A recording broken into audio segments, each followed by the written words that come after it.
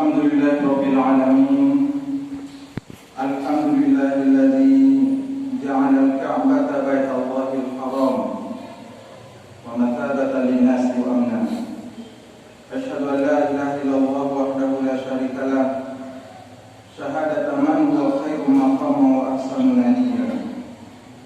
Wa asyhadu anna sayyidana Muhammadan abduhu wa rasuluhul mustafa alladzi la yantiqu 'anil hawa in huwa illa wahyun yuha. Allahumma shalli wa sallim ala sayyidina Muhammad kana sadiqal wa'di wa kana rasulan nabiyya wa ala alihi wa sahbihi alladhina yuhsinuna islamahum wa lam ya'malu syai'an kathira. Amma ba'du fa ibadallah, usikum wa nafsi bi taqwallah wa ta'atihi la'allakum tuflihun. Qala ta'ala a'udzu billahi minasyaitonir rajim.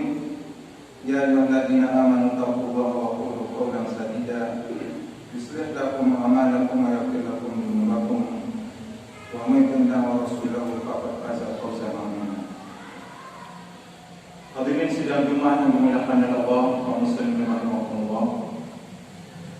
Pada kesempatan yang pada barokah dan mulia ini, dan mimbar yang mulia, saya sebagai khatib tidak pernah bosan untuk terus mengingatkan hadirin dan juga mengingatkan saya pribadi untuk marilah kita semua meningkatkan ketakwaan kita kepada Allah. Takwa dalam arti yang sebenarnya imtithal wa awamir wa nawahi, yaitu mengerjakan semua perintah Allah dan meninggalkan semua larangan. Hadirin, puji dan syukur kita ucapkan, kita lantunkan kepada Allah atas segala limpah nikmat yang Allah berikan kepada kita. Yang paling utama dan utama adalah nikmat iman dan Islam, juga kedamaian, ketentraman dan waktu luang, juga kesehatan. Alhamdulillah, sekali lagi kita bersyukur kepada Allah. Kita telah melaksanakan rangkaian ibadah Dzulhijjah. Puncaknya 2 hari terakhir tanggal 9 Dzulhijjah itu hari Arafah, dan ditutup dengan 10 Dzulhijjah hari An-Nahr, yaitu hari penyembelihan kurban. Walaupun tentu setelahnya kita tetap beribadah, cuma sedikit ada perbedaan hari-hari di awal Dzulhijjah. Hadirin yang dirahmati Allah, Anas bin Malik disebutkan oleh Imam Baihaqi. Anas bin Malik, seorang sahabat yang mulia, berpendapat, ini bukan hadits Rasulullah tapi pendapat sahabat, bahwa beramal di tanggal 1 Dzulhijjah, hari Ahad dulu tanggal 11 Juli sampai tanggal 20 Juli, itu satu harinya, mau sholatnya apalagi puasanya sama dengan 1000 hari. Ka'alfi yaumin, beribadah dari tanggal 1 Dzulhijjah atau 11 Juli, pendapat beliau. Imam Al-Auza'i seperti berjihad fisabilillah. Kata Imam Anas bin Malik, kalau di hari Arafah itu berlipat-lipat karena hari pembebasan dari api neraka. Afdaluman yu'tiqullahu 'abdihi, hamba yang paling banyak dibebaskan dari api neraka itu hari Arafah. Makanya Nabi SAW menyampaikan afdalul doa, doa yang paling afdal adalah doa yaumil Arafah, adalah doanya di hari Arafah. Banyak para ulama di tanggal 9 kemarin itu dia menunda doanya, dia simpan baik-baik doanya untuk disampaikan di hari Arafah. Tapi kita santai saja, punya banyak kebutuhan, sedang susah hidupnya, keluarga susah, ekonomi susah, main kartu, main domino, nggak puasa juga. Ini sesuatu yang aneh. Para ulama menunggu dibebaskan dari api neraka. Kita yakin akan dibebaskan? Mau main kartu, main domino, tidak sembahyang, tidak puasa. Maka jamaah sekalian harus kita renungkan. Nanti di tahun yang akan datang tidak boleh lagi kita terlambat.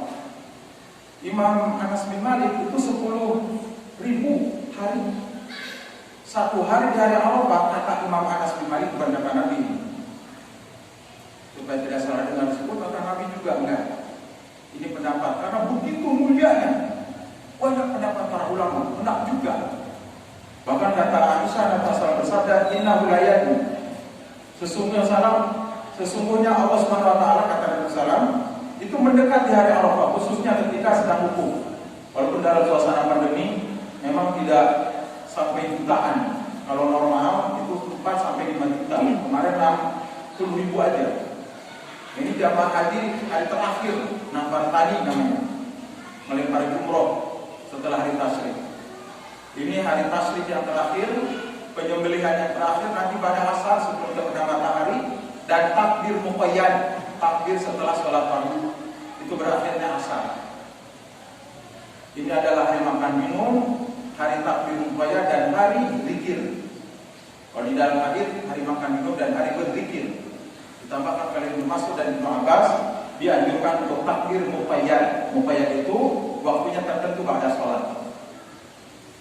Jadi kata Imam Anas bin Malik, 10.000 tahun, 10.000 di hari Arafah itu, hari Senin, apalagi yang rutin Senin Kamis. Jadi begitu dahsyat, bahkan Allah berfirman kepada jamaah sekalian, terutama khusus kami menyapa anak-anak muda, karena suka lalai, puasa tidak, sholat tidak. Padahal hidupnya sedang susah sekali, mau kawin belum ada uang, dapat pekerjaan susah juga, apalagi pandemi begini susah. Yang berumah tangga ribut dulu, cekcok tiap hari. Itu anehnya, bukan mendekat kepada Allah, jauh kepada Allah. Allah dijauhi, bayangkan aja itu. Kita dengan Allah, dengan agama ini, dengan ibadah seperti ikan dengan air, dia tidak bisa jauh. Bagaimana kita jauh dari pencipta? Dia yang memberikan rezeki, dia yang melindungi. Apalagi hari-hari ini kita dikagetkan dengan puluhan di WhatsApp, di media sosial, berita-berita kematian, bahkan mungkin ratusan. Bahkan pernah terjadi satu hari 50, 100 hari. Guru-guru kami telah meninggalkan, ya, atau guru-guru kita telah meninggalkan kita semua.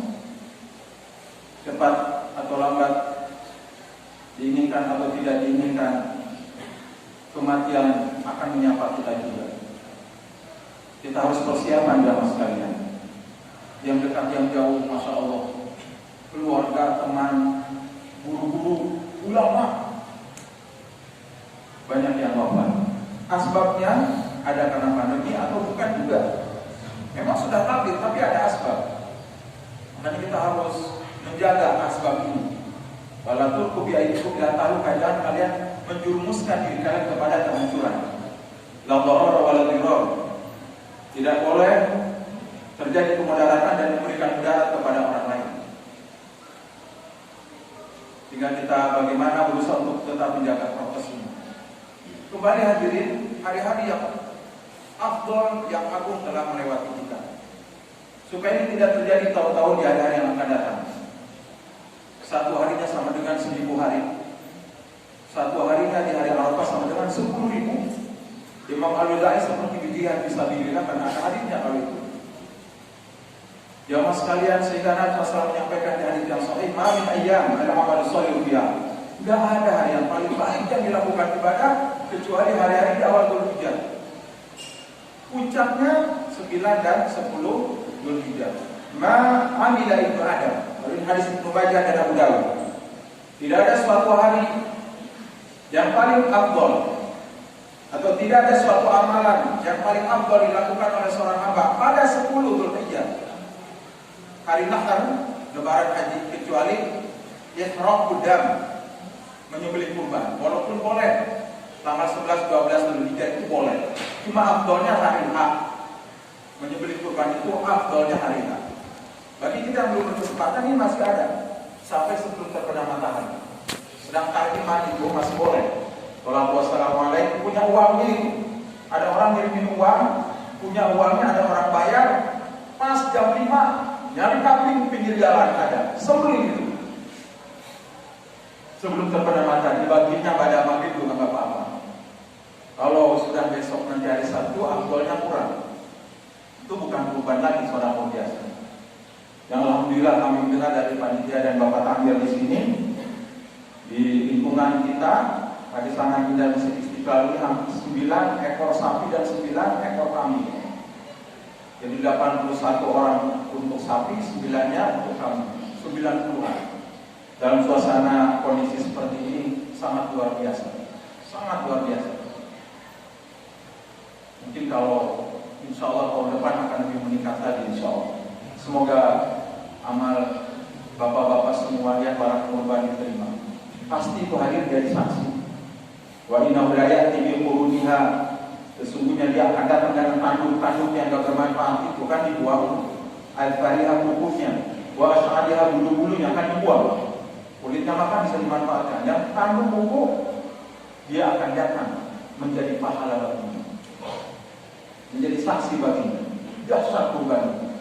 Karena sebagian dulu kan sebagian masyarakat jahiliyah dan maksudnya sebagian kaum muslim sekarang masih ada melakukan praktik jahiliyah, yaitu mempersembahkan hewannya dan kurban ini itu untuk jin, untuk Nyi Roro Kidul Pantai Selatan, untuk beruang bumi, jembatan tidak runtuh, ditaruh itu kepala kerbaunya di jembatan itu. Terkadang ada yang ikut-ikutan walaupun itu seolah-olah sepele tapi berbahaya bagi akidah. Rumah takut diganggu. Waktu pembangunannya ditaruh di coran itu, darahnya itu. Dia beli ayam jantan 3 ekor, tapi pas darahnya dikucurkan di lubang coran itu haram, tidak boleh. Ngapain takut kepada setan ini? Takutnya kepada Allah. Baca ayat Al-Quran. Gak usah urusan izin. Penghuni daerah ini kami mohon izin ini enggak. Semua milik Allah. Itu ada itu yang begitu. Takut diganggu tukangnya. Gak mau kerja dia kalau nggak disembelihkan. Kenapa harus begitu? Man dzabha lillahi faqad asyraka. Siapa yang menyembelihnya bukan untuk Allah, hatinya buat jin, penghuni daerah ini, maka dia sungguh telah menyekutukan Allah. Dan dagingnya tidak boleh dimakan. Ada di Al-Quran. Wa ma uhilla li ghairillahi bihi.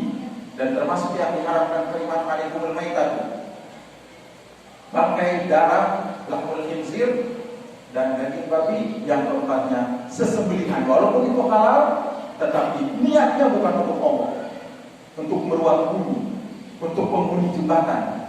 Makanya Allah alihkan. Ada untuk kalian kaum muslimin. Jangan ikut-ikutan orang jahiliyah itu dulu, musyrikin Arab. Dan ada sebagiannya di masyarakat kita awam ikut-ikutan seperti itu. Takut ke Nyi Roro Kidul tanggal 1 Muharram lihat. Nanti ada prakteknya di YouTube. Dilihat.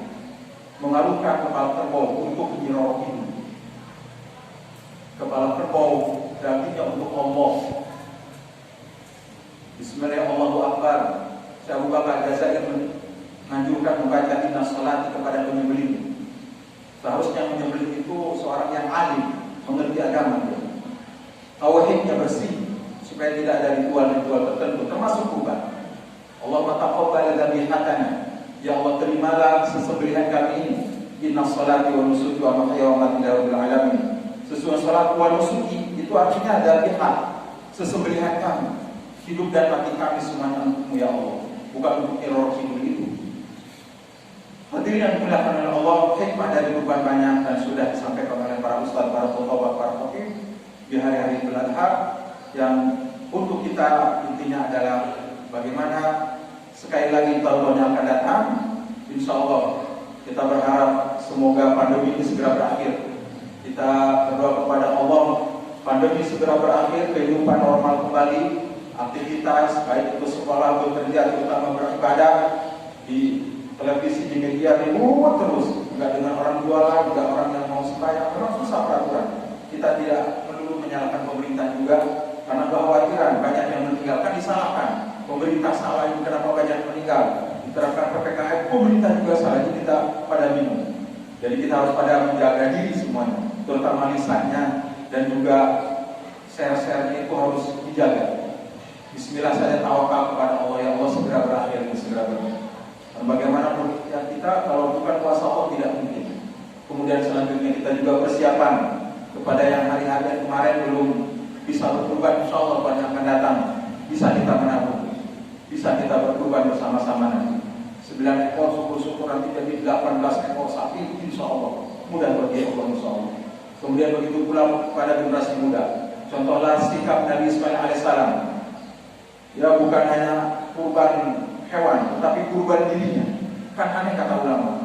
Falamma balagha sa'ya, umur ketika sudah diajak mengembala domba, karena Nabi Ibrahim alaihissalam itu dombanya banyak sekali dalam tafsir. Jadi Ismail itu sudah diajak dituntun. Ada yang mengatakan umurnya 9 tahun, ada yang mengatakan 7 tahun. Dan Nabi Ibrahim alaihissalam menunggu Nabi Ismail lahir ini umurnya 120 tahun hadir. Satu dikasih anak lagi, harus disembelih lagi. Tapi karena terbiasa berkorban, terbiasa berjuang, apa aja untuk Allah.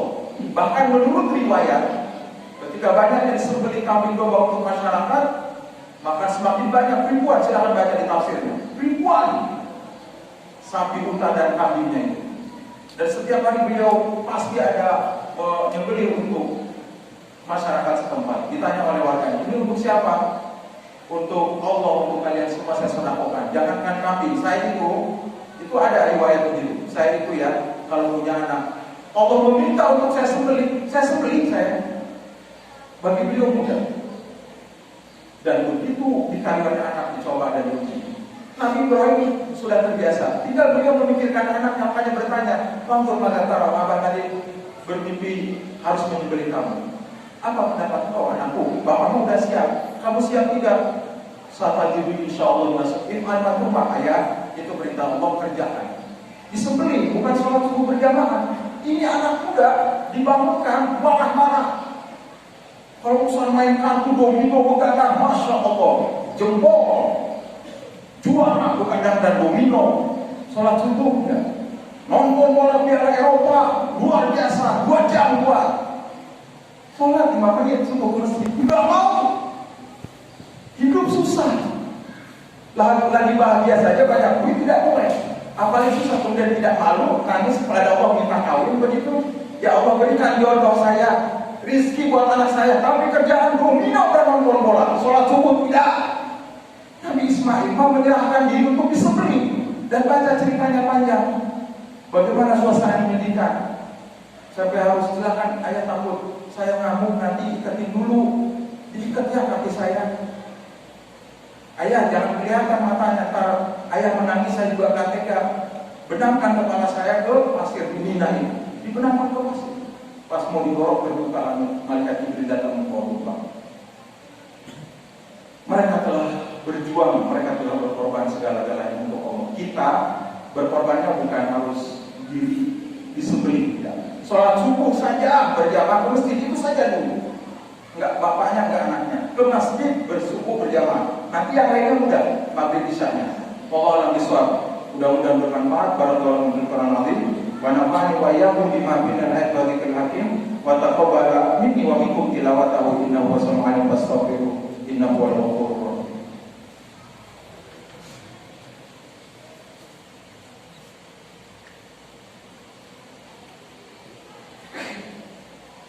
Alhamdulillah ala ihsani wa syukru lahu ala taufiqihi wa imtinani. Wa asyhadu an la ilaha illallah wahdahu la syarika lah. Wa asyhadu anna sayyidana Muhammadan abduhu wa rasuluh adda'i ila ridwani. Allahumma shalli ala sayyidina Muhammad wa ala alihi wa ashabihi wa sallam tasliman katsira. Amma ba'du fa ya ibadallah ittaqullaha fima amara wa antahu amma nahaa anhu wa zajar. Wa alamu anna Allah amarakum bi amrin bada bi nafsihi. Bertanya di malaikatil musabbahati bi kursi wa qala ta'ala wa lam yazal qailan 'alima inna Allaha wa malaikatahu yusholluna 'alan nabi ya ayyuhalladzina amanu shallu 'alaihi wa sallimu taslima. Allahumma shalli 'ala Muhammad wa 'ala ali Muhammad kama shallaita 'ala Ibrahim wa 'ala ali Ibrahim innaka Hamidum Majid. Wa radallahu 'anil khulafa'ir rasyidin Abi Bakr wa Umar wa Utsman wa Ali wa 'anis sahabati ajma'in wa 'anna ma'ahum bimanika wa karamika ya akramal akramin. Allahumma ighfir lil mu'minina wal mu'minat wal muslimina wal muslimat al ahya'i minhum wal amwat innaka sami'un qaribun mujibud da'wat ya qadiyal hajat. Allahumma aminna fi awtanina wa aslih a'immatana wa ulata umurina. Allahumma adfa'na al bala'a wal waba' wal zilzal wal mihan ma dhahara minhu wa ma batan 'an baladina Indonesia khassah wa sa'iri biladil muslimina 'amah ya rabbal alamin.